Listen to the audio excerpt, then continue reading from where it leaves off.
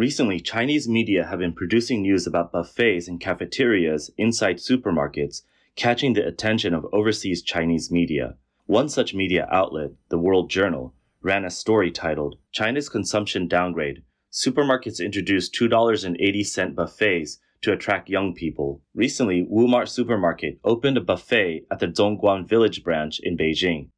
It offers an all-you-can-eat carbs and noodles selection for 13 yuan and a 1990 yuan buffet with over 60 dishes, including both meat and vegetarian options, available for both lunch and dinner. According to the staff, many office workers come to eat during lunchtime, with the cafeteria serving 1,000 customers daily. Yonghui Superstore opened a buffet at its Ganshan Boulevard branch in Wuhan, and business has been booming. The buffet costs just 15 yuan with around 30 different dishes, including both meat and vegetarian options, as well as dessert soups.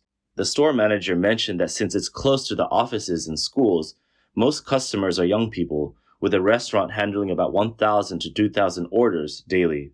Freshipo Supermarket has also made a dining area, offering affordable meals like 9 yuan marinated noodles and 1780 yuan roast duck rice at all its Guangzhou locations starting this June.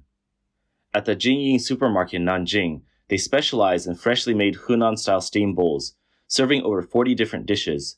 They use a pricing model based on weight, charging 3 yuan 58 per 50 grams. These supermarket cafeterias and buffets focus on offering a high cost-performance ratio, or value for money.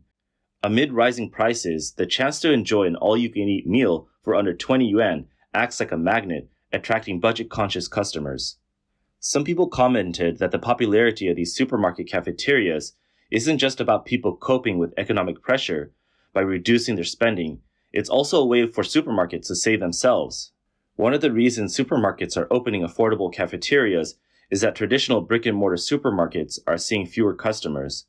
With major e-commerce platforms offering everything imaginable at low prices, buying groceries in person is no longer a necessity. Additionally, members-only brick-and-mortar stores are popping up. Traditional supermarkets can't compete with e-commerce platforms on price, nor can they match the quality and uniqueness of products offered by membership stores, leading to a sharp decline in profits. Data from the past decades show that large supermarkets in China have been closing at an average rate of 690 stores per year.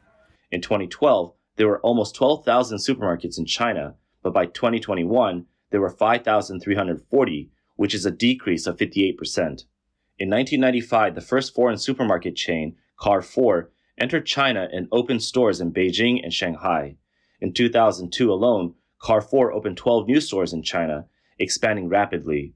At its peak, Carrefour had over 330 stores in China, with annual sales exceeding 30 billion yuan. That is equivalent to $4.2 billion US dollars. In 2019, retail company Suning.com acquired an 80% stake in Carrefour China for 4.8 billion yuan, attempting to transform and upgrade Carrefour through online channels. However, the results were disappointing. Carrefour's revenue in 2021 was 21 billion yuan, but by 2023, it had dropped to just 3 billion yuan. The losses attributable to the parent company was 3 billion yuan in 2021, 2.5 billion yuan in 2022, and 1.2 billion yuan in 2023. The number of stores has also dropped from over 100 to less than 5. As of the end of June, media reports indicated that Carrefour had only 4 stores left nationwide, located in Shanghai and Beijing. Carrefour, once a powerhouse in the supermarket industry, experienced a peak of Chinese supermarket success, but has now succumbed to the changing times. The reasons include competition from rivals, challenges in its own operations, and shifts in the market environment. Carrefour is not the only one struggling. Walmart has also closed at least 14 stores in the first half of this year, including in long-standing locations like the first stores in Nanjing's Xinjiekou City and Jiangxi's Nanchang Baiyi Square and Nanchong Wuxing. Some stores have temporarily exited the city, such as Jiangzhou's Seoul Walmart store. It's not just foreign supermarkets that are struggling. Local ones aren't thriving either. Yonghui Supermarket, a longtime fixture in shopping centers, has lost over 8 billion yuan in 3 consecutive years and is even planning to close 200 stores. The Yonghui Supermarket in the basement of Beijing's New World department store in Shunyi has just closed at the end of July. China Resources also closed 14 stores, while RT Mart shut down at least 6, experiencing a notable wave of closures in March that garnered significant attention. On April 16th of this year, Shanghai City Shop announced it was stopping all store operations and completely exiting the market. This supermarket brand, which once claimed to be exemplar of Shanghai's high-end supermarkets, had a 29-year history. Besides its base in Shanghai, it also opened 2 stores in Beijing, with 15 stores at its peak. According to statistics from linkshop.com, at least 131 supermarket stores in China closed from January to June this year. Operational difficulties faced by traditional supermarket giants have long been an issue in the industry. Several established supermarket chains have mentioned in their financial reports that their physical stores have been severely impacted by online retail. The challenges posed by the pandemic have further complicated the development of brick-and-mortar supermarkets, leading to mixed financial results for many long-standing domestic supermarkets.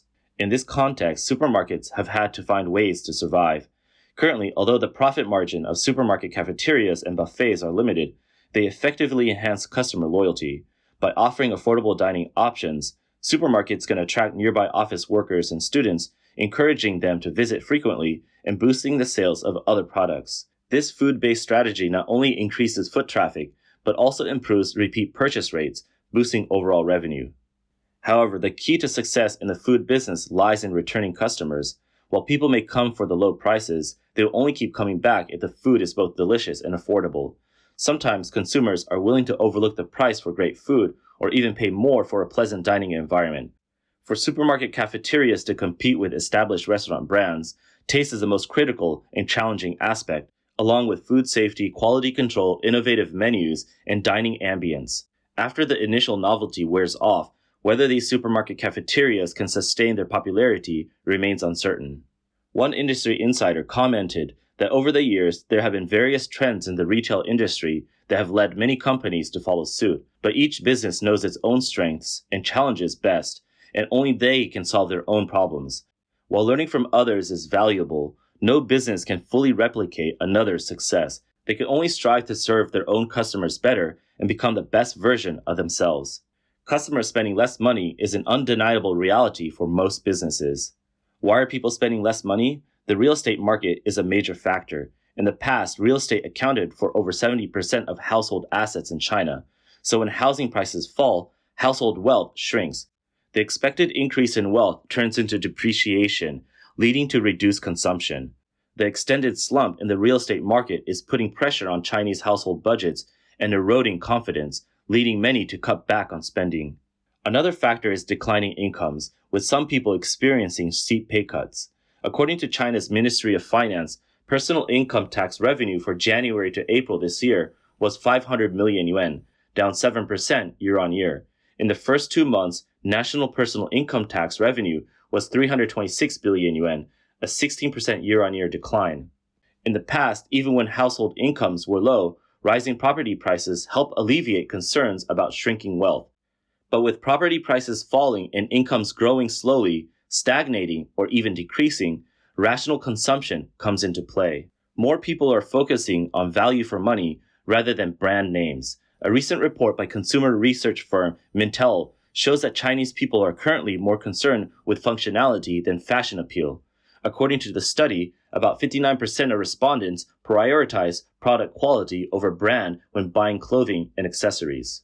Mid-range clothing brands, which were once popular in China for their affordable prices, are now struggling in a sluggish demand environment, having to compete with private label brands that offer similar products at lower prices. Private label products are produced by one company and sold under another company's brand. Fast Retailing, the parent company of Japan's Uniqlo, reported challenges in the Chinese market. For the 9 months ending May 31st, revenue was down compared to the same period last year. The company cited weakened demand and a mismatch between products and local preferences as key issues. CEO of Fast Retailing in the Greater China region, Pan Ning, said that the growing popularity of affordable alternatives, lesser known or unbranded clothing has significantly impacted Uniqlo's performance. Bloomberg reported that senior China strategist at ANZ Bank, Zhao Pengxing, said that consumers pay more attention to price than quality amid a dimmed outlook for incomes. He noted that this trend has led to fierce price wars, with authorities not providing clear paths to increase household incomes. The consumption downgrade has also hurt domestic brands. China's largest sportswear brand, Li Ning, saw first quarter sales grow by 2%, compared to a 6% increase in the same period last year. Another popular sports brand, Xtep, saw its sales grow by 10% last quarter, which is roughly half the growth rate from the same period last year. High-end brands are facing the same challenges. Last month, Nike lowered its full-year growth forecast to the mid-single digits, citing weakened demand in the Greater China region, which includes mainland China, Hong Kong, and Taiwan. As a result, Nike expects a 10% decline in the first quarter revenue. French beauty giant L'Oreal also reported a 2.4% drop in second quarter sales in North Asia, which includes China. This marked the fourth consecutive quarter of declining sales in the region. L'Oreal CEO Nicolas Hieronimus described the beauty market in mainland China as growing more slowly than predicted earlier. China Deutsche Bank's lead China consumer discretionary analyst Jessie Xu told the South China Morning Post that Chinese consumers are shifting toward value-for-money alternatives. She noted that shoppers are now less willing to pay a premium for brand names. Ms. Xu explained that for products of the same quality, consumers prefer low-priced items, while at the same price point, they expect improvements and upgrades, whether in terms of technology or design. The shift in Chinese consumer behavior is evident in the surge of private labeled products or unbranded clothing on platforms like TikTok and Pinduoduo.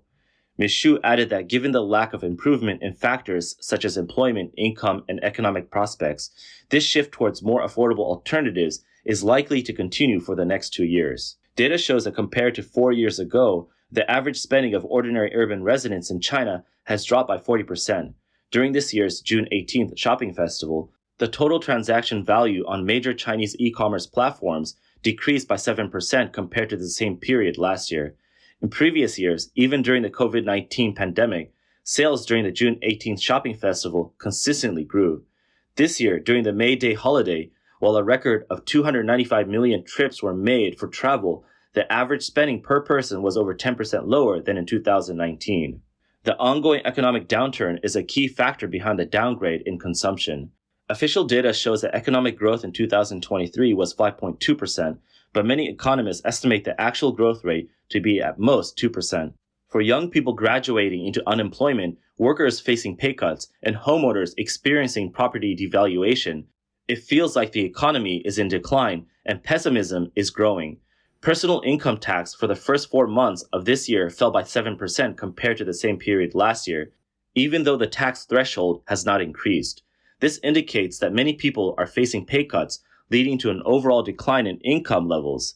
In the first 5 months of this year, household deposits in China surged by an astonishing 7.1 trillion yuan, showing that many people are holding on to their money and waiting. The Chinese government is not unaware of the ongoing economic decline.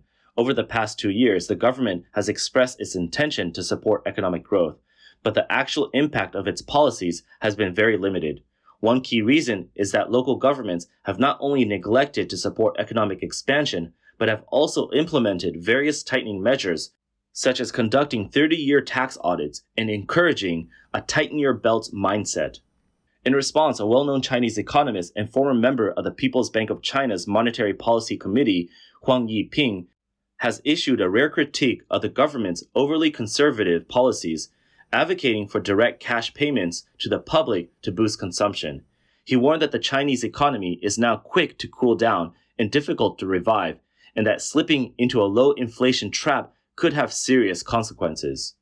Huang's comments have drawn significant attention, with Bloomberg noting that such statements are rare because Chinese economists and financial analysts typically avoid discussing sensitive topics in public forums.